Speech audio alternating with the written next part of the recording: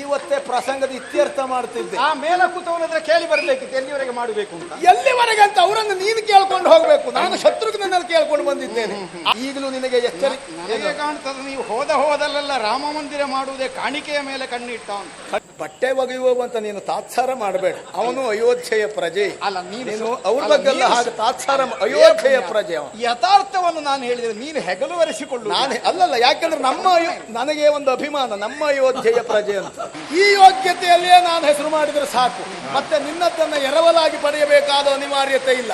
ಆಯ್ತು ಪುಣ್ಯಾತ್ಮ, ನಿನಗಮ್ಮ ದೇವರೇ ಆಗಿಲ್ಲ. ಅದನ್ನು ಯಾಕೆ ಊರವರ ತಲೆ ಮೇಲೆಲ್ಲ ಕಟ್ಟಿಡುತ್ತಿ? ವೀರಮಣಿ ಆಂಜನೇಯ ಬಹಳ ಆಶ್ಚರ್ಯ ಆಗಿ ಹೋಯಿತು. ನನಗೆ ನಿರೀಕ್ಷೆ ಇರಲಿಲ್ಲ ಯಾವುದು ನೀನು ಈ ರೀತಿಯಾಗಿ ನುಡಿಯಬಹುದು ಎನ್ನುವುದಾಗಿ.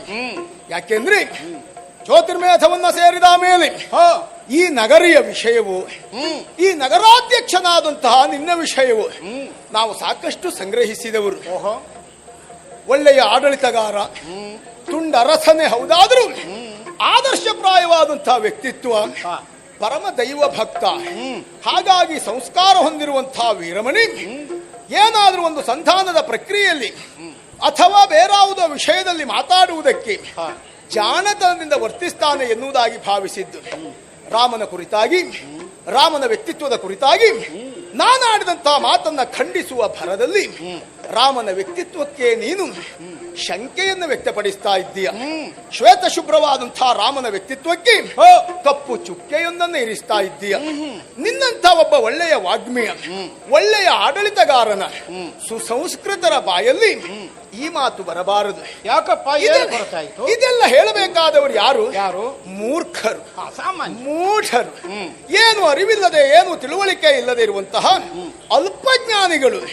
ಈ ವಿಷಯದಲ್ಲಿ ರಾಮನನ್ನ ಕಡೆಗಣಿಸಿದ್ರೆ ನಾವು ಅದನ್ನು ವಿಶೇಷ ಅಂತ ಹೇಳುವುದಕ್ಕೆ ಸಾಧ್ಯ ಇಲ್ಲ. ಮೂರ್ಖರ ವಿಧಾನವನ್ನು ನನ್ನಲ್ಲಿ ನೀನೇನು ಕಂಡೆ? ರಾಮನ ವ್ಯಕ್ತಿತ್ವದ ಕುರಿತಾಗಿ ಹೇಳಿದೆಯಲ್ಲ, ಅದೃಷ್ಟಹೀನ, ಏನು ಮಾಡಿದವ ಅಲ್ಲ. ಆಲೋಚನೆ ಮಾಡು. ಒಪ್ಪಿಕೊಂಡದ್ದೇ ಹೌದು ಅಂತ ಆದ್ರೆ, ತಂದೆಯ ಮಾತಿಗೆ ಬೆಲೆ ಕೊಡದೇ ಇದ್ದದ್ದೇ ರಾಮ ಹೌದು ಅಂತ ಆದ್ರೆ, ಅಯೋಧ್ಯೆಯ ಅರಸನಾಗಿಯೇ ರಾಮ ವಿಜೃಂಭಿಸ್ತಾ ಇದ್ದ. ಹೇಳಿ ಕೇಳಿ ಅಯೋಧ್ಯೆಯ ಮಹಾರಾಜನಾಗಬೇಕಾದಂತಹ ರಾಮ ರಾಜ್ಯವನ್ನು, ಅಧಿಕಾರವನ್ನು, ಬೊಕ್ಕಸ ಭಾಂಡಾರವನ್ನು ತ್ಯಜಿಸಿದ. ಯಾರೋ ಬಿಡಬೇಕು ಎನ್ನುವುದಾಗಿ ಒತ್ತಾಯಿಸಿದ್ದಲ್ಲ. ಅದಲ್ಲ, ಯಾವುದೋ ಸಂಕಷ್ಟಕ್ಕಾಗಿ ಅಲ್ಲ, ಯಾರದೋ ಒತ್ತಡಕ್ಕೆ ಒಳಗಾಗಿ ರಾಮ ಅಧಿಕಾರವನ್ನು ಬಿಟ್ಟು ಬಂದದ್ದಲ್ಲ. ತನ್ನ ತಂದೆ ತಾಯಿಗೆ ಕೊಟ್ಟಂತಹ ಮಾತನ್ನ ನೆರವೇರಿಸುವುದಕ್ಕಾಗಿ ಪಿತೃವಾಕ್ಯ ಪರಿಪಾಲನಾ ಧುರಂಧರ ಎನ್ನುವ ನೆಗಳತೆಗೆ ಪಾತ್ರನಾದವ. ಮಕ್ಕಳನ್ನ ಪಡೆಯುವುದು ತಂದೆ ತಾಯಿಗಳು ಯಾಕಾಗಿ? ಆ ಬಳಿಕ ಅಂದರೆ ವೃದ್ಧಾಪ್ಯದಲ್ಲಿ ತಂದೆ ತಾಯಿಗಳಿಗೆ ನೆಮ್ಮದಿಯನ್ನು, ಸಂತೋಷವನ್ನು ಕೊಡಬೇಕು ಎನ್ನುವ ಕಾರಣಕ್ಕಾಗಿ ರಾಮ ಅದನ್ನೇ ಮಾಡಿದ್ದಾನೆ. ನಿಜವಾದಂತಹ ಸತ್ಪುತ್ರ ಮಾಡಬೇಕಾದಂತಹ ಕಾರ್ಯವನ್ನ ಪ್ರಭು ಶ್ರೀರಾಮಚಂದ್ರ ಮಾಡಿದ್ದಾನೆ. ತಂದೆಯ ಮಾತನ್ನು ನಡೆಸಬೇಕು, ಅಮ್ಮನಿಗೆ ಕೊಟ್ಟಂತಹ ನುಡಿಯನ್ನು ಈಡೇರಿಸಬೇಕು ಎನ್ನುವ ಕಾರಣಕ್ಕಾಗಿ ತಾನಾಗಿಯೇ ಅಧಿಕಾರವನ್ನ ತ್ಯಾಗ ಮಾಡಿ ವನವಾಸ ದೀಕ್ಷಾಬದ್ಧನಾಗಿ ಹೊರಟು ನಿಂತವ ಆ ಪ್ರಭು ಶ್ರೀರಾಮಚಂದ್ರ. ಆಮೇಲೆ ವನವಾಸಕ್ಕೆ ಹೋದಂತಹ ಸಂದರ್ಭದಲ್ಲಿ ಖಳನಾದಂತಹ ರಾವಣ ಸೀತಾಮಾತೆಯನ್ನ ಅಪಹರಿಸಿದ. ರಾಮನಿಗೇನು ಗೊತ್ತಿಲ್ಲದೆ ಇದ್ದ ವಿಷಯ ಅಲ್ಲ, ಮೊದಲೇ ರಾಮನಿಗೆ ಗೊತ್ತು. ಬಂದಿರುವಂತಹ ಖಳರು ಏನಾದ್ರೂ ಉಪಾಯವನ್ನು ಮಾಡಿ ತಮ್ಮ ಕಾರ್ಯಕ್ಕೆ ಅಡ್ಡಿಯನ್ನು, ಆತಂಕವನ್ನು ತಂದೊಡ್ಡುತ್ತಾರೆ ಎನ್ನುವುದು ರಾಮನಿಗೆ ಮೊದಲೇ ತಿಳಿದಿರುವಂತಹ ಸತ್ಯ. ಮತ್ಯಾಕ ಜಾಗರೂಕತೆ ಆಯಿತು?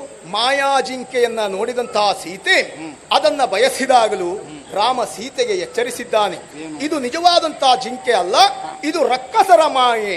ಆದರೂ ಕೊನೆಗೂ ಹೆಂಡತಿಯ ಒತ್ತಾಯಕ್ಕೆ ಕಟ್ಟುಬಿದ್ದು ಹೋಗಬೇಕಾಗಿ ಬಂತು. ಆಮೇಲೆ ರಾವಣ ಸನ್ಯಾಸಿಯಾಗಿ ಬಂದು ಸೀತಾಮಾತೆಯನ್ನ ಅಪಹರಿಸಿದ. ಆಮೇಲೆ ನೀನು ಹೇಳಿರುವ ಹಾಗೆ ಶತಯೋಜನ ವಿಸ್ತೀರ್ಣವಾದಂತಹ ಶರದಿಗೆ ಸೇತುವೆಯೋ, ಖಳರಾದಂತಹ ಅನೇಕ ರಕ್ಕಸರ ಮರ್ಧನವೋ, ತನ್ಮೂಲಕವಾಗಿ ಸೀತಾಮಾತೆಯನ್ನ ಮತ್ತೆ ಪುನಃ ಕರೆದುಕೊಂಡು ಅಯೋಧ್ಯೆಯನ್ನ ಸೇರಿದ ರಾಮ. ಹೇಳಿದೆಯಲ್ಲ, ಒಬ್ಬ ರಕ್ಕಸನ ಜೊತೆಯಲ್ಲಿರುವಂತಹ ಹೆಣ್ಣನ್ನ, ತನ್ನ ಹೆಂಡತಿಯನ್ನ ಕರೆತಂದು ಅವಳನ್ನ ಕೂಡಿದಂತಾದ್ರೆ ಇದು ನಾಚಿಕೆಗೇಡು ಎನ್ನುವುದಾಗಿ. ನಾವು ದೂರದ ಊರಿನವರಲ್ಲ, ಅಯೋಧ್ಯೆಯವರೇ ಹೇಳಿದ್ರಲ್ಲ. ಹೌದಪ್ಪ, ದೂರದ ಊರಿನವರಲ್ಲ. ರಾಮನಿಗೂ ಈ ಸೂಕ್ಷ್ಮ ತಿಳಿದಿದೆ. ಭವಿಷ್ಯತ್ತಿನಲ್ಲಿ ನಿನ್ನಂತಹ ಉತ್ತಮ ವಾಗ್ಮಿಗಳು ಇಂಥದ್ದನ್ನೆಲ್ಲ ಹುಟ್ಟಿಸ್ತಾರೆ ಎನ್ನುವುದು ರಾಮನಿಗೆ ಆಗಲೇ ಗೊತ್ತಾಗಿದೆ. ಆ ರಾಮನ ಬಗ್ಗೆ ಒಂದು ಅಪವಾದವನ್ನು ಹೇಳುವುದಾದರೆ ಅದಕ್ಕೆ ವೀರಮಣಿ ಬೇಡ, ಅಯೋಧ್ಯೆಯ ಬಟ್ಟೆ ಒಗೆಯುವವನು ಹೇಳ್ತಾನೆ. ಬಟ್ಟೆ ಒಗೆಯುವಂತ ನೀನು ತಾತ್ಸಾರ ಮಾಡಬೇಡ. ಅವನು ಅಯೋಧ್ಯೆಯ ಪ್ರಜೆ. ಅಲ್ಲ, ನೀನು ಅವ್ರ ಬಗ್ಗೆ ಎಲ್ಲ ಹಾಗೆ ತಾತ್ಸಾರ ಅಯೋಧ್ಯೆಯ ಪ್ರಜೆ ಅವ. ಯಥಾರ್ಥವನ್ನು ನಾನು ಹೇಳಿದ್ರೆ ನೀನು ಹೆಗಲುವರೆಸಿಕೊಳ್ಳು. ನಾನೇ ಅಲ್ಲಲ್ಲ, ಯಾಕಂದ್ರೆ ನನಗೆ ಒಂದು ಅಭಿಮಾನ, ನಮ್ಮ ಅಯೋಧ್ಯೆಯ ಪ್ರಜೆ ಅಂತ ಅಷ್ಟೇ. ಮತ್ತೆ ನನಗೇನು ಸಂಬಂಧ ಇರಬೇಕು. ಅಲ್ಲ, ನಿನಗೇನು ರಾಮನಿಗೆ ಅಭಿಮಾನ ಬಂತು, ಖಂಡಿತ. ಅವನನ್ನು ಒಬ್ಬ ಬಡವ ಅಂತ ನೋಡ್ಲಿಲ್ಲ, ಹಾಗೆ ಹೇಳ್ತಾನ ನಾನು ಹೆಂಡತಿ ಬಿಡ್ತೇನೆ ಅಂತ ಬಿಟ್ಟಿದ್ದೆ. ಹೌದಪ್ಪ, ಯಾಕೆ ಬಿಟ್ಟದ್ದು? ಆಮೇಲೆ ಸೀತೆಯನ್ನ ಪರಿಗ್ರಹಿಸುವಲ್ಲಿ ನೇರವಾಗಿ ಪರಿಗ್ರಹಿಸಲಿಲ್ಲ. ಈ ಶಂಕೆಗಳು, ಅನುಮಾನಗಳು, ನಾಳೆಯ ದಿವಸ ದೊಡ್ಡ ರಗಳೆಯನ್ನು, ಯಾವುದೇ ರೀತಿಯ ಕಂದಕವನ್ನು ತಂದೊಡ್ಡಬಾರದು ಎಂಬ ಕಾರಣಕ್ಕಾಗಿ ಆ ಸೀತಾಮಾತೆ ಅಗ್ನಿ ಪ್ರವೇಶ ಮಾಡಿದ್ದಾಳೆ. ಹೌದು, ಅಕಳಂಕಳೆ ಹೌದು ಅಂತ ಆದ್ರೆ ಅಗ್ನಿಯಿಂದ ಮೇಲೆದ್ದು ಬರಬೇಕು ಎನ್ನುವುದಾಗಿ. ಅಂತ ಸಂದರ್ಭದಲ್ಲಿ ಪ್ರತ್ಯಕ್ಷನಾದಂಥ ಅಗ್ನಿದೇವನೇ ಸೀತೆಯ ಪಾವಿತ್ರ್ಯತೆಯನ್ನು ಹೇಳಿದ್ದಾನೆ. ಹೆಚ್ಚೇನು ಸತ್ತಿರುವಂತಹ ಶ್ರೀರಾಮಚಂದ್ರನ ತಂದೆ ದಶರಥ ಭೂಪತಿಗಳೇ ಸೀತೆ ಪವಿತ್ರಳು ಎನ್ನುವುದಾಗಿ ಹೇಳಿದ್ದಾರೆ. ದೇವಾನು ದೇವತೆಗಳೇ ಒಕ್ಕೊರಲಿನಿಂದ ಸೀತೆ ಪವಿತ್ರಳು ಎನ್ನುವುದಾಗಿ ಹೇಳಿದ ಮೇಲೆ ಆ ಜಾನಕಿ ದೇವಿಯನ್ನ ರಾಮ ಪರಿಗ್ರಹಿಸಿದ್ದಾನೆ ಎಂಬಲ್ಲಿಗೆ ಸೀತೆ ನಿಷ್ಕಳಂಕಳು, ರಾಮನ ಚರಿತ್ರೆಯಲ್ಲಿ ಯಾವುದೇ ದೋಷಗಳಿಲ್ಲ. ತನ್ಮೂಲಕವಾಗಿ ಹಾಗಾದ್ರೆ ಇಷ್ಟೆಲ್ಲ ಇದ್ದು ರಕ್ಕಸರನ್ನು ಕೊಲ್ಲುವಂತಹ ಕಾಯಕದಲ್ಲಿ ರಾಮ ಯಾಕೆ ಮೊದಲೇ ಕಾರ್ಯೋನ್ಮುಖನಾಗಲಿಲ್ಲ? ಆಗಬಾರದು. ಆಗುವುದು ಖಂಡಿತ ಸರಿಯಲ್ಲ. ದೇವರ ಚಿತ್ತ, ದೈವ ಸಂಕಲ್ಪ, ಅದು ಸಾಮಾನ್ಯರಿಂದ ಅರ್ಥ ಮಾಡಿಕೊಳ್ಳುವುದಕ್ಕೆ ಸಾಧ್ಯ ಇಲ್ಲ. ಇದು ಸುಲಭದ ಉತ್ತರ ಎಲ್ಲಾ ಪ್ರಶ್ನೆ, ಖಂಡಿತ ಸುಲಭದ ಉತ್ತರ. ನಿನ್ನ ಪ್ರಶ್ನೆಗೆ ಸುಲಭವಾಗಿಯೇ ಉತ್ತರಿಸ್ತೇನೆ. ಯಾಕೆಂದ್ರೆ ಕೆಲವರ ಸಾವು ಹೀಗೆ ಆಗಬೇಕು ಎನ್ನುವುದು ಮೊದಲೇ ವಿಧಿತವಾಗಿರ್ತದೆ. ಕೆಲವರ ಸಾವಿಗೆ ಇಂಥ ಅವಧಿಯೇ ಬರಬೇಕು ಎನ್ನುವುದು ಮೊದಲೇ ನಿಶ್ಚಯ ಆಗಿರ್ತದೆ. ಯಾವುದೇ ಕಾರಣಕ್ಕೂ ಕೊಟ್ಟ ಶಾಪವೋ ಪಡೆದ ವರವೋ ರಾಮನ ಕಾರಣಕ್ಕಾಗಿ, ರಾಮನ ಕಾರ್ಯದಿಂದಾಗಿ ಹುಸಿಯಾಗಬಾರದು, ಸುಳ್ಳಾಗಬಾರದು. ಹಾಗಾಗಿಯೇ ರಾಮ ಆ ವರಕ್ಕೆ ಮಾನ್ಯತೆಯನ್ನು ಕೊಟ್ಟು ಅವಧಿ ಪೂರ್ಣವಾಗುವಲ್ಲಿವರೆಗೆ ಕೆಲವರನ್ನ ಬದುಕಿಸುವುದಕ್ಕಾಗಿ ಇಂಥ ನಾಟಕವನ್ನ ಮಾಡಿದ. ಈಗ ಅಷ್ಟೆಲ್ಲ ಊರಿನ ಹೊಣೆ ಹೊತ್ತುಕೊಳ್ಳಬೇಕಾದ ಹಿನ್ನೆಲೆ ಎಂತದಪ್ಪ? ರಾಮನ ಅವತಾರ ಮೂರ್ತಿ ರಾಮ, ಅವತಾರ ಮೂರ್ತಿ. ನೀನು ನಿಜವಾಗಿ ಆಲೋಚಿಸುವುದೇ ಹೌದು ಅಂತಾದ್ರೆ ಮೂಲ ಪುರುಷ ಶ್ರೀರಾಮಚಂದ್ರ, ಶ್ರೀಮನ್ನಾರಾಯಣನೇ ಶ್ರೀರಾಮಚಂದ್ರನಾಗಿ ಅವತಾರವನ್ನು ಎತ್ತಿದ್ದಾನೆ. ಪ್ರತ್ಯಕ್ಷ ಲಕ್ಷ್ಮೀದೇವಿ ಸೀತಾಮಾತೆಯಾಗಿ ಅವತಾರವನ್ನು ಎತ್ತಿದ್ದಾಳೆ. ಸೀತಾಪಹರಣವೋ ಆಮೇಲೆ ಸಮುದ್ರೋತ್ಥರಣವೋ ಇದೆಲ್ಲವೂ ಕೇವಲ ರಾಮನ ನೆಪ ಮಾತ್ರ ಕಾರ್ಯ. ಮುಖ್ಯವಾದಂತಹ ಉದ್ದೇಶ ದುಷ್ಟರನ್ನ ಕೊಲ್ಲುವುದು ಬಿಟ್ರೆ ಮತ್ತೆ ಯಾವುದೇ ಕಾರ್ಯಕ್ಕಾಗಿ ಅಲ್ಲ. ಸೇತುವೆಯನ್ನ ಇನ್ನೊಬ್ಬರ ಪ್ರಯೋಜನಕ್ಕಾಗಿ ಯಾಕೆ ಬಿಡ್ಲಿಲ್ಲ ಅಂತ ಕೇಳಿದೆಯಲ್ಲ, ಅದರ ಅಗತ್ಯತೆ ಇಲ್ಲ. ರಾಮನಿಗೆ ಒಂದು ಸೇತುವೆ ಅಂದ್ರೇನು? ಮನಸ್ಸು ಮಾಡಿದ ಅಂತಾದರೆ ಒಂದೊಂದು ನಾಡಿಗೆ ಒಂದೊಂದು ಸೇತುವೆಯನ್ನು ಒದಗಿಸಿ ಕೊಡಬಹುದಿತ್ತು. ಆ ಘಟನೆಗೆ ಮಾತ್ರ ಪೂರಕವಾಗಿರಬೇಕು ಎನ್ನುವುದು ರಾಮನ ಸಂಕಲ್ಪ, ಅದು ಸತ್ಸಂಕಲ್ಪ. ಆ ಕಾರಣಕ್ಕಾಗಿಯೇ ಎಸಗಿದ್ದಾನೆ ಕಾರ್ಯವನ್ನ, ದುಷ್ಟರನ್ನ ವಧಿಸಿ ಮುಗಿಸಿದ್ದಾನೆ. ರಾವಣನನ್ನ ಕೊಲ್ಲುವಂತಹ ರಾಮನಿಗೆ ಅಷ್ಟೊಂದು ದೀರ್ಘವಾದಂತಹ ಅವಧಿಯನ್ನು ಕಳೆಯಬೇಕಾಯಿತು. ಯಾಕೆ ಗೊತ್ತಾ? ರಾಮನಿಂದಲೇ ರಾವಣನ ಸಾವು ಎನ್ನುವುದು ಮೊದಲೇ ಅನರಣ್ಯಕನ ಪ್ರಕರಣದಲ್ಲಿ ಅದು ಇತ್ಯರ್ಥ ಆಗಿ ಹೋಗಿದೆ. ಆ ಕಾರಣಕ್ಕಾಗಿಯೇ ರಾವಣನನ್ನ ವಧಿಸುವಂತಹ ಕಾರ್ಯದಲ್ಲಿ ಅಷ್ಟು ವಿಳಂಬಿತನಾಗಿ ಕಾರ್ಯವನ್ನು ಎಸಗಿದ್ದಾನೆ. ಲೋಕವೇ ಒಪ್ಪಿರುವಂತಹ ಅವತಾರ ಮೂರ್ತಿಯಾದಂತಹ ಶ್ರೀರಾಮಚಂದ್ರನ ಅಕಳಂಕತೆಯನ್ನ ಯಾಕೆ ಸುಮ್ಮನೆ ಅನುಮಾನಿಸ್ತಾ ಇದೆಯಾ? ರಾಮನ ವಿಕ್ರಮ ಏನು? ಹೀಗೆ ನಿನ್ನಲ್ಲಿ ಪ್ರಶ್ನಿಸಿದರೆ ರಾವಣಾದಿಗಳ ವಧೆ ಕಥನವನ್ನು ಹೇಳಿದೆ. ಹೌದು, ಅದು ದೊಡ್ಡ ವಿಕ್ರಮದ ವಿಷಯ ಅಲ್ಲ ಅನ್ನುವಾಗ ನಾನು ನಿರಾಕರಿಸಿದ್ರೆ ಅದಕ್ಕೆ ಹಿನ್ನೆಲೆಯಲ್ಲಿ ಮತ್ತೊಂದು ಮೌಲ್ಯವನ್ನು ಕಲ್ಪಿಸುವುದಕ್ಕೆ ಬೇಕಾಗಿ ಸಾಮಾನ್ಯ ಮನುಷ್ಯನಾದ ರಾಮನನ್ನು ವಿಶ್ವಮೂರ್ತಿ ಅನ್ನುವ ಹಾಗೆ ಶ್ಲೋಕಿಸುವುದಕ್ಕೆ ನೀನು ಪ್ರಾರಂಭಿಸಿದ್ದಿ. ಏನು ನಮಗೆ ದೇವರ ಗುರ್ತ ಇಲ್ಲ ಅಂತ ಭಾವಿಸಿದ್ಯಾ? ಕೇವಲ ದಶರಥ ಸೂನುವಾದ ರಾಮನನ್ನು ಅಮರ್ತ್ಯನೆಂದು ಬಿಂಬಿಸಿ ಲೋಕದ ದೇವ ಸರ್ವಶಕ್ತ ಅನ್ನುವ ಭಾವದಿಂದ ಬಿಂಬಿಸಬೇಕಾಗಿ ಬಂತು. ಒಂದೊಂದೇ ಹಂತದಲ್ಲಿ ನಿನ್ನ ವೈಫಲ್ಯ ಇದರಿಂದ ಸ್ಫುಟವಾಗುತ್ತದೆ. ಅವನ ವಿಕ್ರಮಾತಿಶಯ ನನ್ನನ್ನು ಒಪ್ಪಿಸುವಲ್ಲಿ ನಿನ್ನಿಂದ ಸಾಧ್ಯವಾಗದೆ ಹೋದಾಗ ಒಂದು ಅತಿಮಾನವತ್ವವನ್ನು ಅಲ್ಲಿ ಆರೋಪಿಸಿದೆ. ದೇವದೇವನಾದ ಪರಮೇಶ್ವರ ಅವನ ಕೃಪಾ ವಿಶೇಷದಿಂದ ಸದಾಕಾಲ ಪುಷ್ಟನಾದ ವೀರಮಣಿಗೆ ನೀನು ರಾಮನ ದೇವತ್ವವನ್ನು ಸ್ಥಾಪಿಸುವಲ್ಲಿ ಮುಂದಾಗಬೇಕಾದ ವ್ಯರ್ಥ ಪ್ರಯತ್ನ ಬೇಡ. ಯಾಕಂದ್ರೆ ಯಾವನು ಈ ಲೋಕವನ್ನು ಸಂರಕ್ಷಿಸುವ ಹರ ಲೋಕದ ಸಮಸ್ತ ಜೀವರ ಪಾಪವನ್ನು ಹರಿಯಿಸಿ ಕಾಲಾಂತರದಲ್ಲಿ ಕಾಲಾನುಗುಣವಾಗಿ ಅವರ ಪ್ರಾಣವನ್ನು ಅಪಹರಿಸಿ ಅವರನ್ನು ಮೋಕ್ಷಧಾಮದತ್ತ ಕೊಂಡೊಯ್ಯುವವನು ಅವನನ್ನುವುದಕ್ಕಾಗಿಯೇ ಅವನಿಗೆ ಹರ ಅನ್ನುವಂತಹ ಹೆಸರು. ಲೋಕಲಯಾಧಿಕಾರಿ ಪಕ್ಕನೇ ಭಾವಿಸುವಾಗ ಸಂಹಾರ ಮಾಡುವ ಶಕ್ತಿ ಅಂತ ಕಾಣುತ್ತದೆ. ನಿಜವಾಗಿ ನೋಡಿದರೆ ಲಯ ಅಂದ್ರೆ ಸಂಹಾರ ಅನ್ನುವ ಒಂದೇ ಅರ್ಥ ಅಲ್ಲ, ನಿಯಂತ್ರಣ ಅಂತ ಅರ್ಥ. ಆದ್ದರಿಂದಲೇ ನಾವು ಹೇಳ್ತೇವೆ ಆ ಸಂಗೀತಗಾರರಿಗೆ ಲಯ ಶುದ್ಧಿ ಇಲ್ಲ, ಲಯ ಶುದ್ಧಿ ಇಲ್ಲ ಅಂದ್ರೆ ತಲೆಗಡಿಲಿಕ್ಕೆ ಬರುವುದಿಲ್ಲ ಅಂತ. ನಿಯಂತ್ರಣ ಅಲ್ವಾ? ಲೋಕ ನಿಯಂತ್ರಣ. ಲೋಕ ನಿಯಂತ್ರಣ ಯಾವನಿಗೆ ಸೇರಿರ್ತದೆ? ಯಾವನು ಲೋಕ ನಿಯಾಮಕನು, ಯಾವನು ಲೋಕಕ್ಕೆ ನಿರ್ದೇಶಕನು, ಅವನೇ ಲೋಕದ ನಿಯಂತ್ರಕ. ಲೋಕ ನಿಯಾಮಕ ಒಬ್ಬ, ನಿರ್ದೇಶಕ ಒಬ್ಬ ಆಗುವುದಿಲ್ಲ. ಎಲ್ಲಿಯೋ ನಿರ್ದೇಶಕ ಇದ್ರೆ ಲೋಕವನ್ನು ನಿಯೋಜಿಸುವವನು ಮತ್ತೊಬ್ಬನಾದರೆ ಅಸ್ತವ್ಯಸ್ತ ಆಗಿ ಹೋದೀತು. ಯಾವುದು ಯಾವ ಸಮಯಕ್ಕೆ ಎಷ್ಟು ಸಾಗಿ ಎಲ್ಲಿಗೆ ಮುಗಿಯಬೇಕು ಅನ್ನುವುದು ಆ ನಿರ್ದೇಶಕನಿಗೆ ಸಂಬಂಧಿಸಿದೆ. ಅದು ಇನ್ನೊಬ್ಬರ ಕೈಗೆ ಕೊಟ್ಟರೆ ಬೇರೆಯಾಗಿ ಹೋದೀತು.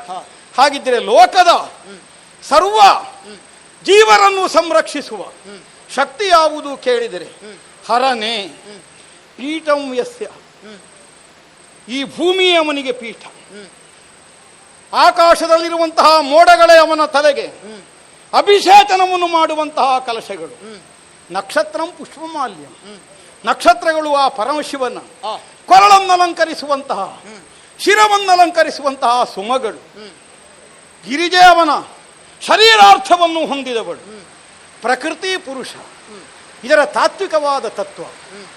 ಪ್ರಕೃತಿ ಅನ್ನುವುದು ಚೇತನ, ಪುರುಷ ಅನ್ನುವಂತಹ ಪ್ರವೃತ್ತಿ ಅದರಲ್ಲಿ ಸೇರಿಕೊಳ್ಳದೆ ಹೋದರೆ ಅದು ಸಚೇತನವಾಗುವುದಕ್ಕೆ ಸಾಧ್ಯವಾಗುವುದಿಲ್ಲ, ಕೇವಲ ಜಡವಾಗಿ ಉಳಿದಿರಬೇಕಾಗ್ತದೆ. ಲೋಕಕ್ಕೆ ಈ ಸಂದೇಶವನ್ನು ಸಾರುವುದಕ್ಕಾಗಿ ಅರ್ಧನಾರೀಶ್ವರ. ಪಕ್ಕನೇ ನೋಡಿದರೆ ಯಾರೋ ಒಬ್ಬ ಭ್ರಮೆಗೊಳಗಾದವ, ಎಡದ ಭಾಗದಲ್ಲಿ ಪಾರ್ವತಿ, ಬಲಭಾಗದಲ್ಲಿ ಈಶ್ವರ ಅಂತ ಒಂದು ಚಿತ್ರ ಬರೆದಾರೆ. ನಿಜವಾದರೆ ತಾತ್ವಿಕವಾದ ಅರ್ಥ ಅದಲ್ಲ. ಪ್ರಕೃತಿ ಪುರುಷ ಸಮ್ಮಿಲನದಿಂದಲೇ ಪ್ರಪಂಚ ಸರ್ವಸ್ವದ ನಿರ್ವಹಣೆಯಾಗುತ್ತದೆ. ಸೃಷ್ಟಿಯಾಗಲಿ ಇಲ್ಲ, ಪಾಲನೆಯಾಗಲಿ ಇಲ್ಲ, ಯಾವಾಗಲಿ ಆಗುವಲ್ಲಿ ಆ ಮಹಾನ್ ಶಕ್ತಿ ಒಂದುಗೂಡಬೇಕು. ಯಾಕಂದ್ರೆ ಪುರುಷ ಸಂಗತವಿಲ್ಲದ ಶಕ್ತಿ ಕ್ರಿಯೆಯಿಂದ ಮುಂದುವರಿಯುವುದಕ್ಕೆ ಸಾಧ್ಯವಾಗುವುದಿಲ್ಲ, ಕ್ರಿಯಾ ಶೂನ್ಯತೆಯನ್ನು ಹೊಂದುತ್ತದೆ. ಹಾಗೆಂದು ಶಕ್ತಿಯ ಸಂಸರ್ಗ ಬಾರದೇ ಹೋದರೆ ಪುರುಷವಾದರೂ ಜಡವಾಗಿ ಬೀಳುತ್ತದೆ. ಆದ್ದರಿಂದ ಸತಿ ಪುರುಷರು ಜೊತೆಯಾಗಿ ಲೋಕದ ಸಮಸ್ತರ ವ್ಯವಹಾರ ಅನ್ನುವ ನಿರ್ಣಯವನ್ನು ಕಾಣಿಸುವುದಕ್ಕಾಗಿ ಅರ್ಧನಾರೀಶ್ವರನಾಗಿ ಗಂಗಾಧರ, ಭಸ್ಮೋದ್ದೂಳಿತ ವಿಗ್ರಹ, ನಾಗಾಭರಣ, ಚರ್ಮಾಂಬರಧರ, ಪಂಚಭೂತಾತ್ಮಕವಾದ ಪ್ರಪಂಚದಲ್ಲಿ ಪಂಚಭೂತಗಳಿಗೆ ಸಂಬಂಧಿಸಿದ ಪ್ರತಿಯೊಂದನ್ನು ತನ್ನಲ್ಲೇ ಧರಿಸಿ ಈ ಭೂಮಿಗೆ ಅತಿ ನಿಕಟನಾದ ದೇವನಾಗಿ ಸ್ಥಾಪಿತನಾದ ಪರಶಿವ ನಮ್ಮ ಮನೆಯಲ್ಲೇ ಸ್ಥಾಪಿತನಾಗಿದ್ದಾನೆ. ನಮ್ಮನ್ನು ಅನುಗ್ರಹಿಸುವಂತಹ ಉದ್ದೇಶಕ್ಕೆ ಒದಗಿದ್ದಾನೆ. ಅಂಥವನ ಅನುಗ್ರಹ ನಮಗಿರುವಾಗ ಎಲ್ಲ ಕೈಯಲ್ಲಿದ್ದದನ್ನು ಬಿಟ್ಟು ದೂರದಲ್ಲಿ ಹಾರುವುದರತ್ತ ಹಂಬಲಿಸುವ ಒಬ್ಬ ಭ್ರಾಂತನಂತೆ ಮುಂದಾಗಬೇಕಾದಂತಹ ಅನಿವಾರ್ಯತೆಯನ್ನು ನಾನು ಮನಗಾಣುವುದಿಲ್ಲ. ಒಂದು ನಿನಗೂ ಹೇಳ್ತೇನೆ, ಇಷ್ಟು ದಿವಸ ರಾಮ ರಾಮ ಹೇಳಿದ್ದು ನೀನು ನನ್ನನ್ನು ಕಾಣುವುದಕ್ಕೆ ಅವಕಾಶ ಒದಗಿಸಿಕೊಟ್ಟಿತ್ತು. ಇನ್ನು ಮುಂದೆ ನಿನ್ನ ಬದುಕಿನ ಸರ್ವ ಸಿದ್ಧಿಗಳು ಒದಗಬೇಕಾದರೆ ಓಂ ನಮಃ ಶಿವಾಯ ಹೇಳು. ನಾನೇ ನಮ್ಮ ದೇವರ ಹತ್ರ ಕರ್ಕೊಂಡು ಹೋಗಿ ಇವನ ಕಡೆಗೂ ಸ್ವಲ್ಪ ನೋಡಿ ಅಂತ ನಾನೇ ಹೇಳ್ತೇನೆ ಬೇಕಾದ್ರೆ ನನ್ನ ಪರವಾಗಿ. ಹೌದು, ಅದು ಬಿಟ್ಟು ಇಲ್ಲಿ ಬಂದು ನಿನ್ನ ರಾಮ ದೇವಾಲಯ ಮಾಡ್ತೇನೆ, ಅದು ಅಯೋಧ್ಯೆಯಲ್ಲೇ ಇರಲಿ ರಾಮನಿಗೆ ದೇವಸ್ಥಾನ. ಹೋದ ಊರಿನಲ್ಲೆಲ್ಲ ರಾಮನಿಗೆ ದೇವಸ್ಥಾನ ಮಾಡುವ ಹುಟ್ಟು ಬುದ್ಧಿ ಬೇಡ ನಿನಗೆ. ಇಲ್ಲಿಗೆ ಬಂದದ್ದು ಯಾಕೆ ಹೇಳು? ನೀನಾಡುತ್ತಿರುವಂತಹ ಮಾತು ಹರನೇ ಸರ್ವಶ್ರೇಷ್ಠನಾದಂತಹ ದೇವದೇವೋತ್ತಮ ನಮ್ಮ ದೇವರು. ನಾನು ಹರನ ಭಕ್ತನಾಗಬೇಕು, ಆದ್ರೆ ಆಗಬೇಕು ಅಂತಿಲ್ಲ. ಮುಂದೆ ಒಂದು ದಿವಸ ನಿನಗೂ ವೀರಮಣಿಯ ಯೋಗ್ಯತೆ ಬಂದರೂ ಬಂದಿ ಬೇಡ, ನನಗೆ ಅದರ ಅಗತ್ಯ ಇಲ್ಲ. ಈ ಯೋಗ್ಯತೆಯಲ್ಲೇ ನಾನು ಹೆಸರು ಮಾಡಿದರೆ ಸಾಕು, ಮತ್ತೆ ನಿನ್ನದನ್ನ ಎರವಲಾಗಿ ಪಡೆಯಬೇಕಾದ ಅನಿವಾರ್ಯತೆ ಇಲ್ಲ.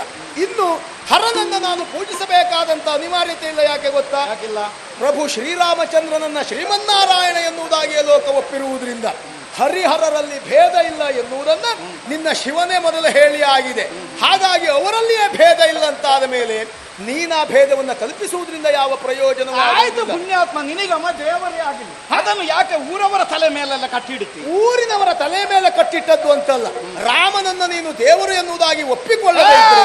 ಸಂಪೂರ್ಣ ನಿನ್ನ ಸರ್ವನಾಶವನ್ನ ನೀನೇ ಕಂಡುಕೊಂಡ ಹಾಗಾಗ್ತದೆ ಎನ್ನುವ ಎಚ್ಚರಿಕೆ. ನನಗೆ ಈಶನ ಮಾರ್ಗದರ್ಶನ ಉಂಟು, ಯಾವುದೋ ಒಬ್ಬ ದಾರಿ ಹೋಗುವ ಕೀಶನ ಮಾರ್ಗದರ್ಶನ. ಖಂಡಿತ ದಾರಿಯಲ್ಲಿ ಹೋಗುವಂತಹ ಕೀಶ ಅಲ್ಲವೇ ಅಲ್ಲ, ಈಶನ ಅನುಗ್ರಹವನ್ನ ಪಡೆದುಕೊಂಡಿರುವಂತಹ ನೀನು ಬದುಕಿನ ಪೂರ್ಣತೆಯನ್ನ ಕಾಣಬೇಕು ಅಂತಾದ್ರೆ ರಾಮಾನುಗ್ರಹವೂ ಆಗಬೇಕು. ಮತ್ತೆ ನಾವು ರಾಮಸೇನೆಯವರು ಊರಿನಲ್ಲೆಲ್ಲ ರಾಮ ಮಂದಿರವನ್ನು ಕಟ್ಟಬೇಕಾದದ್ದಿಲ್ಲ. ಅಲ್ಲಲ್ಲಿರುವಂತಹ ರಾಮ ಭಕ್ತರೇ ರಾಮ ಮಂದಿರ ಕಟ್ಟುವ ವ್ಯವಸ್ಥೆ ಮಾಡ್ತಾರೆ. ನೀನು ಕಣ್ಣಾರೆ ನೋಡಿದ್ರೆ ಸಾಕು. ಮತ್ತೆ ರಾಮನಲ್ಲಿ ಯಾರು ಭಕ್ತಿಯನ್ನು ಇರಿಸಿದ್ದಾರೋ, ಯಾರು ನಿಜವಾಗಿ ರಾಮ ಭಕ್ತರಾಗಿ ಕಂಗೊಳಿಸ್ತಾ ಇದ್ದಾರೋ ಅಂಥವರನ್ನ ಬದಲು ಮಾಡುವುದಕ್ಕೆ ಒಬ್ಬ ವೀರಮಣಿ ಅಲ್ಲ, ನಿನ್ನಂತ 100 ವೀರಮಣಿ ಬಂದರೂ ಸಾಧ್ಯ ಇಲ್ಲ. ಈಗಲೂ ನಿನಗೆ ನನಗೆ ಕಾಣ್ತದೆ ನೀವು ಹೋದಲ್ಲೆಲ್ಲ ರಾಮ ಮಂದಿರ ಮಾಡುವುದೇ ಕಾಣಿಕೆಯ ಮೇಲೆ ಕಣ್ಣಿಟ್ಟ. ಖಂಡಿತ ಅಲ್ಲ. ಅದು ಯಾರು ಗೊತ್ತಾ, ನಿನ್ನ ಹಾಗೆ ಹೀಗೊಂದು ಸಣ್ಣ ರಾಜ್ಯವನ್ನು ಮಾಡಿಕೊಂಡು ಇದ್ದುದ್ರಲ್ಲಿಯೇ ಸುಧಾರಿಸಿಕೊಳ್ತಾ ಇರುವವರಿಗೆ ಅನಿವಾರ್ಯತೆ ಇರಬಹುದು ಬಿಟ್ರೆ, ಲೋಕರಾಮನ ಭಕ್ತರಾದಂತಹ ರಾಮ ಭಕ್ತರಿಗೆ ಅಂತ ಅನಿವಾರ್ಯತೆ ಇಲ್ಲ. ನೀನು ಕಟ್ಟಿದ್ದು ಕುದುರೆ ರಾಮನದ್ದಲ್ವಾ? ಆದ್ದರಿಂದಲೇ ಹೇಳುವುದು, ತರಣಿ ವಂಶ ಪ್ರದೀಪ ರಾಮನ ತುರಗವನ್ನ ನೀನು ಬಿಟ್ಟುಕೊಟ್ಟು ಕಪ್ಪ ಕಾಣಿಕೆಗಳನ್ನ ಕೊಟ್ಟು ಶತ್ರುಘ್ನನ ಕಾಲು ಹಿಡಿದು ಕ್ಷಮೆ ಯಾಚಿಸಿದ್ರೆ ಬಂದ ಕುದುರೆಯನ್ನು ಕಟ್ಟಿ ಹಾಕಿ 4 ದಿವಸ ಅದಕ್ಕೆ ಹುಲ್ಲು ಹುರುಳಿ ಕೊಟ್ಟು ಪುಣ್ಯ ಸಂಪಾದನೆ ಮಾಡ್ತೇನೆ ಅಂತ ಕಟ್ಟಿ ಹಾಕಿದ್ದಲ್ಲ. ಕ್ಷಾತ್ರ ಪಂಥಾನುಸಾರವಾದ ಸ್ಪರ್ಧಾ ಮನೋಭಾವದಿಂದ ತುರಗ ಬಂಧಿಸಿದ್ದೇನೆ. ಬಂಧಿಸಿದ ಹಯವನ್ನು ಬಿಡೆ. ಎಂದಿಗಾದರೂ ನಿನ್ನ ಶತ್ರುಘ್ನಿಂದ ಏನಾಗುತ್ತದೆ ನೋಡ್ತೇನೆ. ಪ್ರಾಣ ಬೇಕು ಅಂತಿದ್ರೆ ಕಾಲಿಗೆ ಬೀಳ್ರೆ. ನನ್ನ ಮಾತನ್ನ ಕೇಳಿ ಒಳ್ಳೆಯ ಮಾರ್ಗವನ್ನು ನೀನು ಕ್ರಮಿಸ್ತೀಯ ಎನ್ನುವುದಾಗಿ ಆಲೋಚಿಸಿದ್ರೆ ನಿನ್ನ ಧೂರ್ತತನವನ್ನೇ ಮತ್ತೆ ಮುಂದುವರಿಸ್ತಾ ಇದ್ದೀಯ. ನೀನಾಡಿದಂಥ ಮಾತಿಗೆ ಅಲ್ಲ, ನಿನ್ನ ಕಠೋರ ವಾಕ್ಯಕ್ಕೆ ಬಲಿದ ಮುಷ್ಟಿಯಿಂದ ನಿನ್ನನ್ನು ಇಲ್ಲಿಯೇ ಮುಗಿಸ್ತಿದ್ದೆ. ಆಗದು. ಆ ಸ್ವಾತಂತ್ರ್ಯ ನಮಗಿಲ್ಲ. ನಾವೆಲ್ಲ ರಾಮ ಭಕ್ತರು, ರಾಮ ಸೇನೆಯಲ್ಲಿದ್ದವರು. ಮೇಲಿದ್ದವರು ಏನ್ ಹೇಳ್ತಾರೋ ಅಷ್ಟೇ ಮಾಡುವವರು ಬಿಟ್ರೆ ಅದಕ್ಕಿಂತ ಹೆಚ್ಚು ಮಾಡುವವರು ಅಲ್ಲ. ಶತ್ರುಘ್ನನ ಅಪ್ಪಣೆ ಒಂದು ನನಗೆ ಸಿಕ್ಕಿದ್ದೆ ಹೌದಾದ್ರೆ ಇವತ್ತೇ ಪ್ರಸಂಗದ ಇತ್ಯರ್ಥ ಮಾಡ್ತಿದ್ದೆ. ಆ ಮೇಲ ಕೂತವನಾದ್ರೆ ಕೇಳಿ ಬರ್ಬೇಕಿತ್ತು ಎಲ್ಲಿವರೆಗೆ ಮಾಡಬೇಕು ಅಂತ. ಎಲ್ಲಿವರೆಗೆ ಅಂತ ಅವರನ್ನು ನೀನು ಕೇಳ್ಕೊಂಡು ಹೋಗ್ಬೇಕು. ನಾನು ಶತ್ರುಘ್ನಲ್ಲಿ ಕೇಳ್ಕೊಂಡು ಬಂದಿದ್ದೇನೆ. ಆದ್ದರಿಂದ ಅವ ಹೇಳಿದ್ರೆ ಮಾತ್ರ ನಾನು ಮುಂದುವರಿಯುವುದು. ಒಮ್ಮೆ ಹೋಗ, ಶತ್ರುಘ್ನನ ಸೇನೆ ಬರ್ತದೆ. ಎಷ್ಟು ಹೊತ್ತಿಂದ ನೀನು ಉಂಟು ಅಂತ ಲೆಕ್ಕ ಹಾಕ್ತಾ ಕೂತ್ಕೊ. ಬರ್ತೇವೆ. ಒಮ್ಮೆ ಹೋಗ.